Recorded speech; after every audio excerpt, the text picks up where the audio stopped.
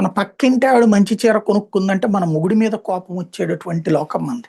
మన దరిద్రం ఏంటంటే మన పక్కింటోడు మంచి ఇల్లు కొనుక్కున్నాడు, మంచి స్థలం కొనుక్కున్నాడు, మంచి పొలం కొనుక్కున్నాడు, మంచి కారు కొనుక్కున్నాడంటే వాడేదో దోచుకు తింటుంటాడు, వాడేదో చేస్తుంటాడని వాడి మీదన పడి ఏడ్చేటటువంటి లోకం మనది.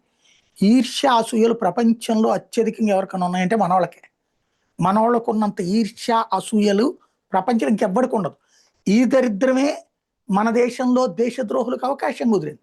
ఇలాంటోళ్ళే దేశద్రోహులుగా మారి మన భూభాగాన్ని ఇతర దేశాలు వచ్చి ఆక్రమించుకుంటుంటే వాడితో పాజిటివ్ తెచ్చుకుందాం, మనకెట్లాగో మనం ఎదగలేమని చెప్పేసి అడ్డదారిలో వాళ్ళకి సహకరించినటువంటి నీచాతి నీచులు మన దగ్గరే ఉంటారు.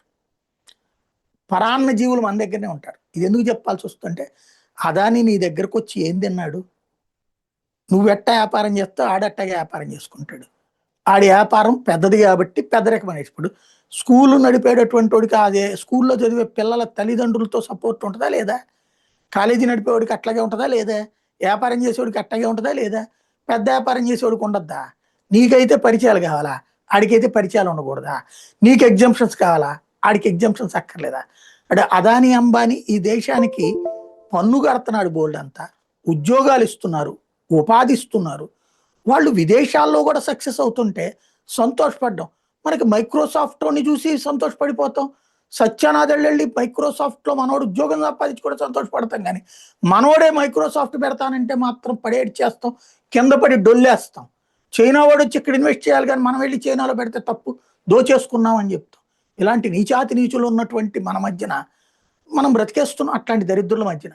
ప్రస్తుతం అదానికి ఎగ్జామ్షన్ ఇచ్చింది ఊరకే కాదు, వాళ్ళ చట్ట ప్రకారం వాళ్ళు కొన్ని చెప్తారు. లంచాలు తీసుకోకుండా లంచాలు తీసుకుని పని చేసుకున్నాడు అదాని, అది అభియోగం కాదు. అవును, లంచాలు లేకుండా అక్కడ లంచం తీసుకున్నాడు ఎవడు? వాడి దేశమోడే కదా. ఎందుకు తీసుకున్నాడు? పని చేయడానికి తీసుకున్నాడు. మన దగ్గర ఇక్కడ లంచాలు ఇవ్వకుండా పనులు జరుగుతున్నాయా? మంచాలు ఇవ్వకుండా పనులు జరుగుతున్నాయా? ఈ దరిద్రానికి పరిష్కారం ఆడు చేస్తున్నాడు. వాడు దుర్మార్గం చేశాడు అంటే తీసుకున్నోడు దరిద్రుడా, ఇచ్చినోడు దరిద్రుడా, మాట్లాడేవాడు దరిద్రుడా? ఇది ఆలోచించుకోవాలి.